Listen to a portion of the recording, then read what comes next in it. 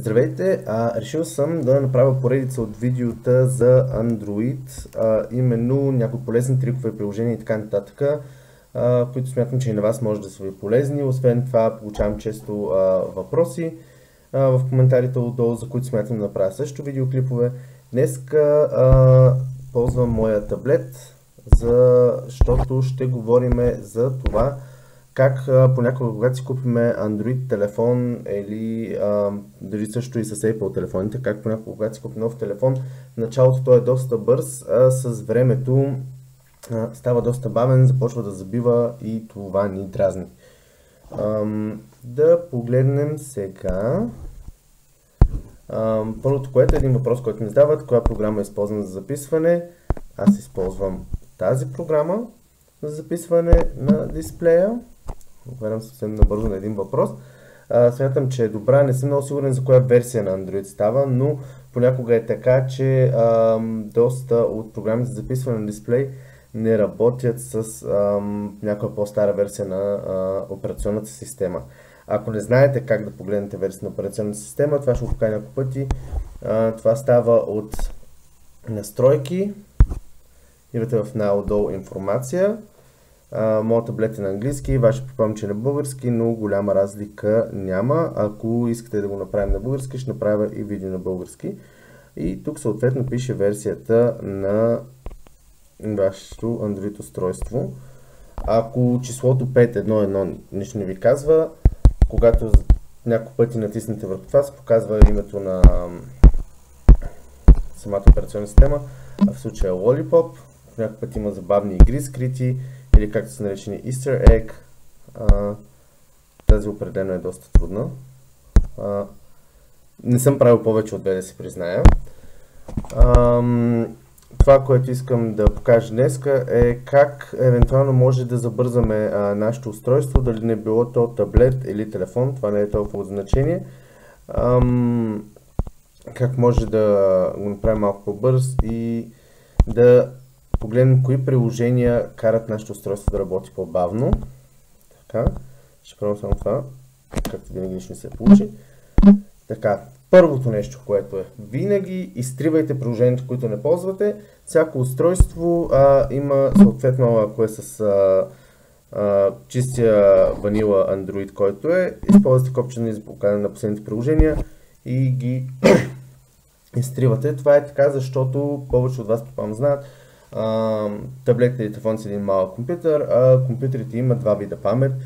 Едната е паметта като карта памет, която слагаме вътре, или паметта, която е вградена в устройство, която не е енергозависима, т.е. тя си е там, когато не се паметим, дали с батерия или без батерия, то си остава. А другата е буфер паметта или енергозависимата памет, или така наречената RAM памет, или както иска да я нарича, в която се записват нещата, които в момента използваме. И тази памет в случая е често ограничена. За да видим нашето устройство колко памет има, има различни приложения, които могат да се инсталират, но аз лично не ги ползвам, защото не искам да си натварям устройството с тях. Искам да кажа, че всяко ново приложение, което не ползваме, имаме в телефона или в таблета, но все пак не го ползваме, то прави таблет по-бавно. Колкото повече приложения имаме, толкова по-бавно става устройството. Това, което аз правя, е влизам в настройки, приложения или апликации и в момента, когато мърнем един път надясно, има running или тези, които се използват в момента, като показват колко ресурси те взимат. Показват колко свободна памет има отдолу с сивото, с зеленото показва колко RAM от паметта е взето от приложенията, които работят, и с тъмно-синьото е показано колко от паметта взима операционната система, именно Android. Препоръчвам за тези, които имат проблеми с телефона си, е да отворят приложенията и да погледнат кое от нещата, които използват, взима най-много електричество. Ето, например, електричество, също така и RAM памет. Защото когато едно приложение използва RAM памет, съответно използва и доста от батерията. Това също може да помогне да удължим живота на батерията ни. Ето, например, аз съм изненадан да видя, че Instagram взима доста ресурси, дори повече отколкото програмата, която ползвам явно. или се лъжа, всъщност взима 6,6 мегабайта, които не са чак толкова много. Dropbox е приложение, което не ползвам ежедневно. Ползвам само от време на времето, взима 13 мегабайта от системната памет и за това мога да го спра, като кликна приложението и натисна на стоп. Приложението не го да инсталирам, то още го имам в таблета, но просто в момента няма да е активно. Следващия път, когато кликна на иконката, то ще се активира, но сега в момента, как забелязахме, свободната памет, светло-сивата, която е показана горе, се увеличи с малко. Този трик може да го приложите за всички приложения, които сте инсталирали от Google Play Store, да затворите някои от приложенията, така вашето устройство ще стане малко по-бързо. Не препоръчвам да се спират услуги, които са били вече на телефона ви, като Google Play, Google клавиатура и така нататък. Тоест тези приложения, които не са ви познати, които не сте инсталирали вие, препоръчвам да не ги спирате или блокирате или да инсталирате. Това е първият съвет, който имам за ускоряване на устройството.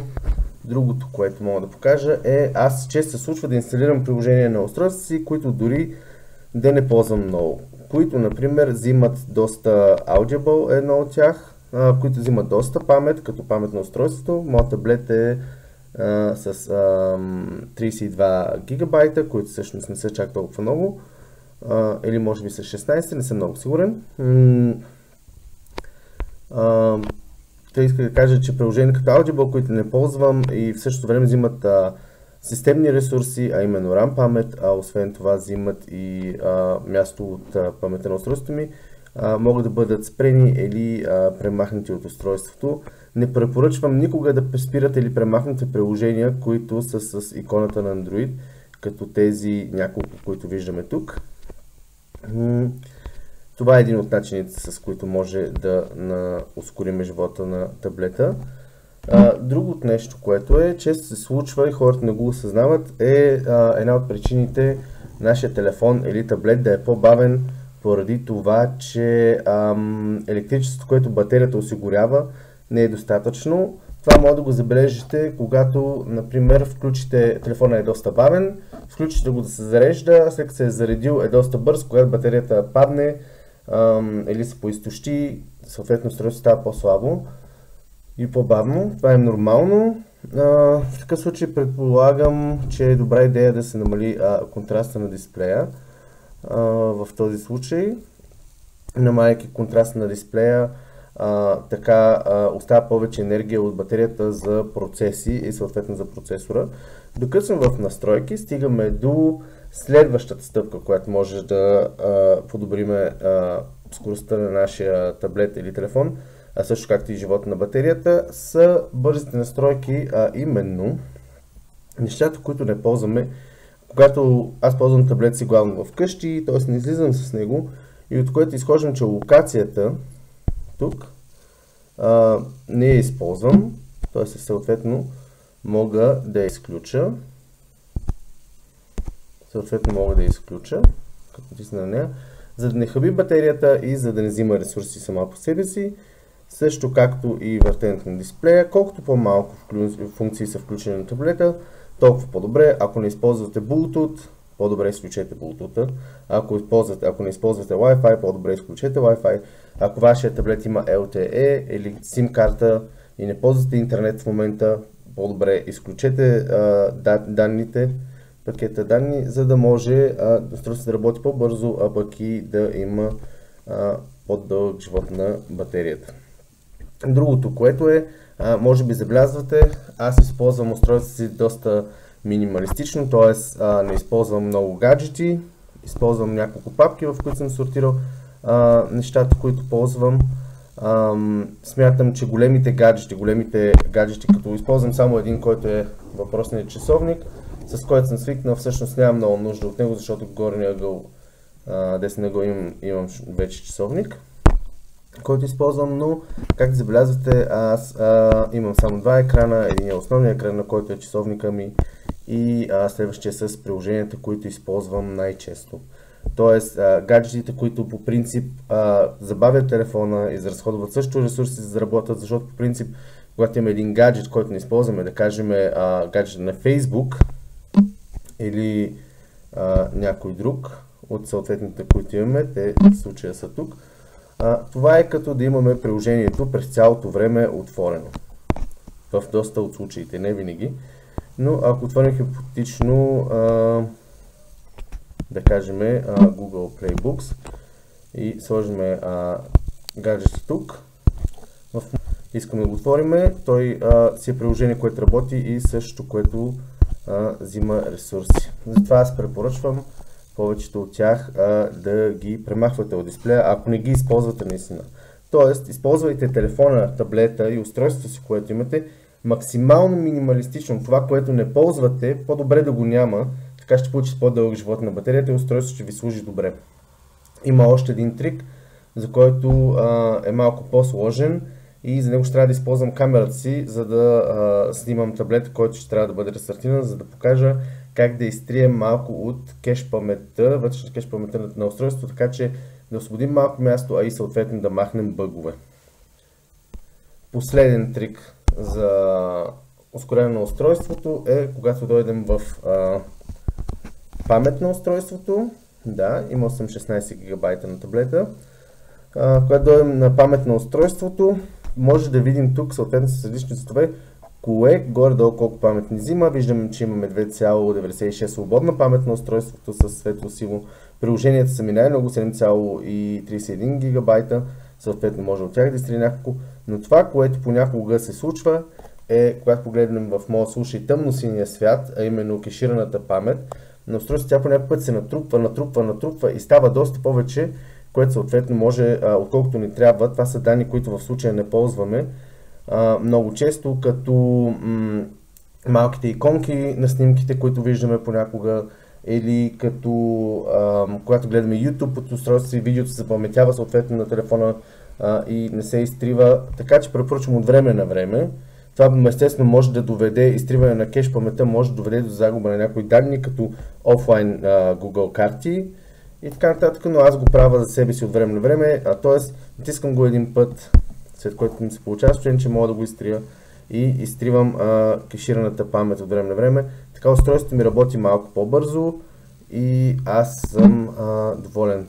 Таблет, който да кажа е Nexus 10, който е доста стар таблет, но в същото време съм безкрайно доволен от качеството на дисплея, който притежава този дисплей от стерео говорителите, които са точно срещу мене. И на всичко отгоре от скоростта, с която работи, въпреки това, че е доста стар таблет. Благодаря ви много. Ако имате въпроси, бих отговорил с радост на тях.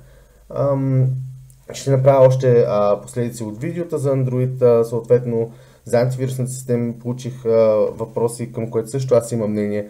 Това, което често казвам в канала ми, не казвам, че трябва да бъде приемано като чистата истина. Със сигурност някой от вас има и други мнения.